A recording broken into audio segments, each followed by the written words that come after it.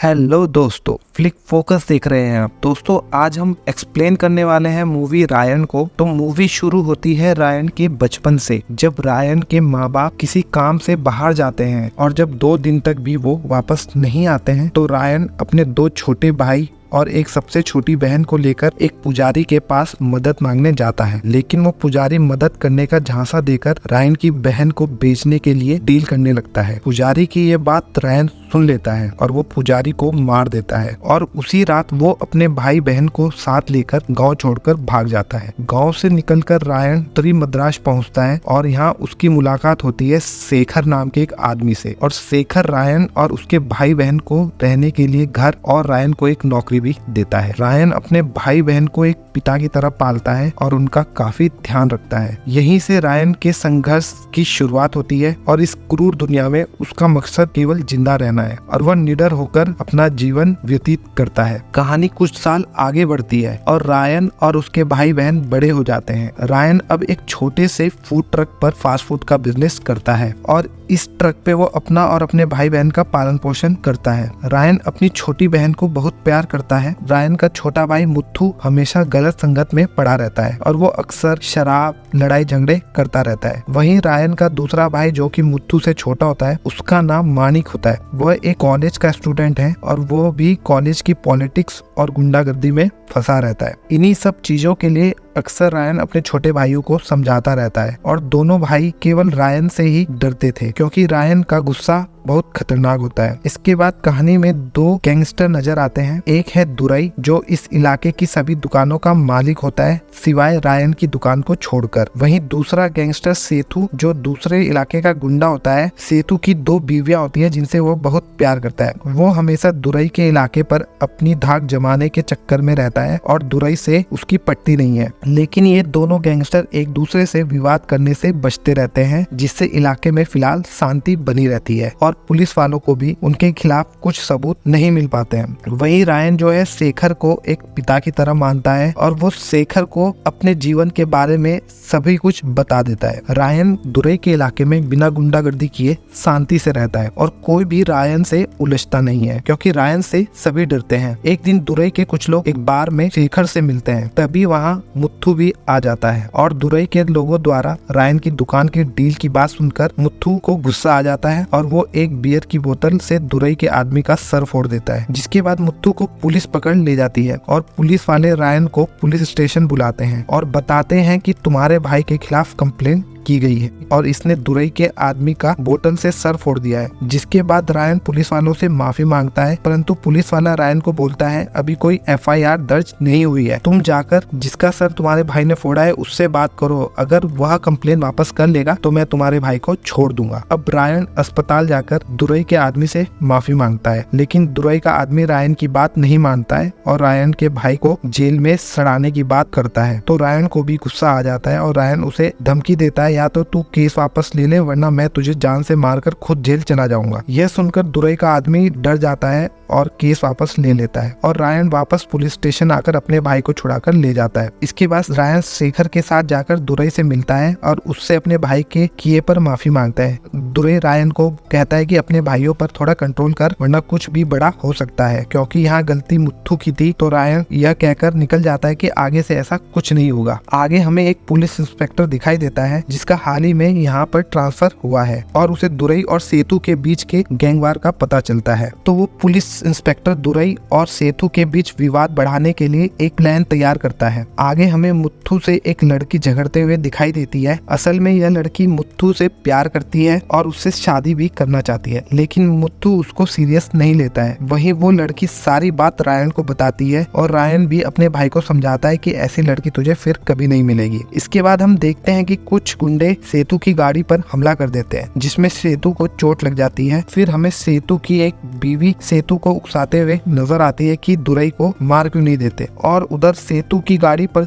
हमला करने वाले गुंडों को, जिनको इंस्पेक्टर ने भेजा था, वो इंस्पेक्टर उन गुंडों को मार देता है और सेतु को लगता है कि उस पर हमला दुरई के लोगों ने किया है। अब सेतु दुरई को मारने के लिए प्लान बनाता है और वो दुरई के एक लौते बेटे को मारने के लिए अपने कुछ आदमियों को बार में भेजता है। उसी बार में दुरई के बेटे के अलावा मुत्थु भी एक टेबल पर अकेला बैठा दारू पी रहा होता है। तभी मुत्थु की गर्लफ्रेंड आकर मुत्थु को भला बुरा बोलकर चली जाती है और दुरई का बेटा अपने आदमियों के साथ मुत्थु का मजाक बनाने लगता है। इसी बीच मुत्थु को गुस्सा आता है और वो दुरई के बेटे को मारने लगता है। नशे की हालत में मुत्थु को नहीं पता होता कि जिसे वो मार रहा है वो दुरई का बेटा है। इसी मौके का फायदा उठाकर सेतु के आदमी भी दुरई के बेटे पर हमला कर देते हैं, परंतु मुत्थु उन सभी को मार देता है और खुद भी घायल होकर घर आ जाता है। जैसे ही मुत्थु घर आता है तभी रायन के पास दुरई का कॉल आता है और रायन को पता चलता है कि मुत्थु ने दुरई के बेटे को मार दिया है। दुरई रायन को मुत्थु को उसके हवाले करने के लिए बोलता है और धमकी देता है कि अगर उसने ऐसा नहीं किया तो वो उसके पूरे परिवार को खत्म कर देगा। यह सुनकर रायन को गुस्सा आ जाता है और वो अपने दोनों भाइयों के साथ दुरई के घर पहुंच जाता है और दुरई के सभी आदमियों को बेरहमी से मारकर दुरई के पास आता है और उसे भी मौत के घाट उतार देता है। क्योंकि ये सारे कत्ल रायन ने रातों रात किए थे तो इसके बारे में किसी को कुछ पता नहीं चल पाता है। रायन अपने भाई को समझाता है कि किसी को भी ये बात नहीं बतानी है कि हमने दुरई को मारा है और वो अपना जीवन अच्छे कामों में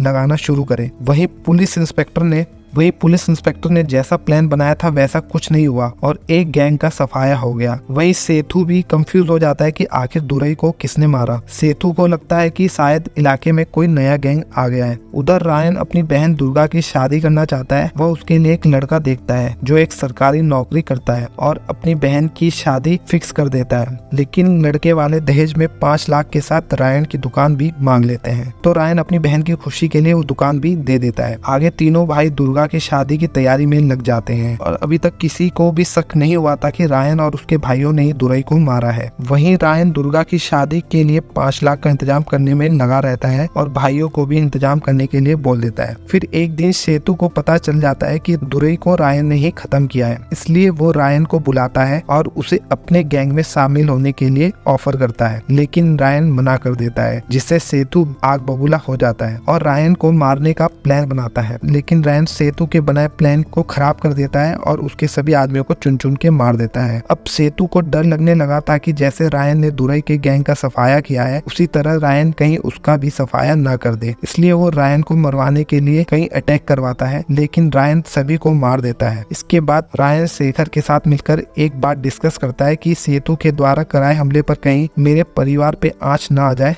इसलिए मैं दुर्गा की शादी से पहले ही सेतु को मार देता हूँ। जैसे ही रायन सेतु को मारने के लिए उसके घर पहुंचता है वो चौंक जाता है, क्योंकि सेतु के घर में उसकी बहन को किडनैप किया हुआ था और इसके बाद सेतु के आदमी रायन पर हमला कर देते हैं और रायन अपनी बहन को बचाने के लिए सबको मारना शुरू कर देता है। लेकिन सेतु ने रायन से निपटने के लिए पक्की प्लानिंग की होती है, इसलिए उसके आदमी ज्यादा संख्या में होने के कारण रायन अपनी बहन को सेतु के आदमी को ले जाने से नहीं रोक पाता है। इसके बाद वहाँ रायन के भाई मुत्थु और मानिक आ जाते हैं और यहाँ पर हमें एक ऐसा ट्विस्ट देखने को मिलता है जिसकी आपने कल्पना भी नहीं की होगी। और मुत्थु और मानिक रायन की पीठ में चाकू घोंप देते हैं और रायन को अधमरा छोड़कर सेतु के पास आ जाते हैं। और यहाँ हमें पता चलता है कि मुत्थु और मानिक सेतु के लिए बहुत दिनों से काम कर रहे हैं। मुत्थु का दुरई के बेटे को मारना सेतु के प्लान का ही हिस्सा था। मुत्थु और मानिक सेतु की बातों में आकर अपने भाई को भी नहीं छोड़ते हैं। दुर्गा कैद में से भागकर रायन के पास पहुंचती है और रायन को इस हालत में देखकर वो रोने लगती है। फिर वह शेखर की मदद से रायन को हॉस्पिटल लेकर पहुंचती है और अपने भाई का इलाज कराती है। उधर सेतु को लग रहा था कि मुत्थु और मालिक ने रायन को मार दिया है, लेकिन ऐसा नहीं होता है और सेतु को ये बात पता चल जाती है और अब सेतु रायन को ढूंढने के लिए अपने आदमियों को लगा देता है। उधर रायन एक खुफिया जगह पर छिपा होता है और अपनी बॉडी को हील करने में लगा रहता है। कुछ दिन बाद रायन ठीक हो जाता है और तभी रायन को सेतु के एक आदमी द्वारा दुर्गा के साथ रेप करने की बात का पता चलता है। अब रायन सेतु की एक बीवी को किडनैप कर लेता है और सेतु से डील करता है कि अपनी बीवी के बदले बदले उस आदमी को सौंप दे जिसने दुर्गा के साथ रेप किया था। सेतु उस आदमी को रायन को सौंप देता है और वहीं दुर्गा उस आदमी को बेरहमी से मार देती है। उधर रायन का पता लगाने के लिए सेतु मानिक के जरिए शेखर को पकड़ लेता है और उससे रायन का पता पूछता है। शेखर के न बताने पर वो शेखर को मार देता है।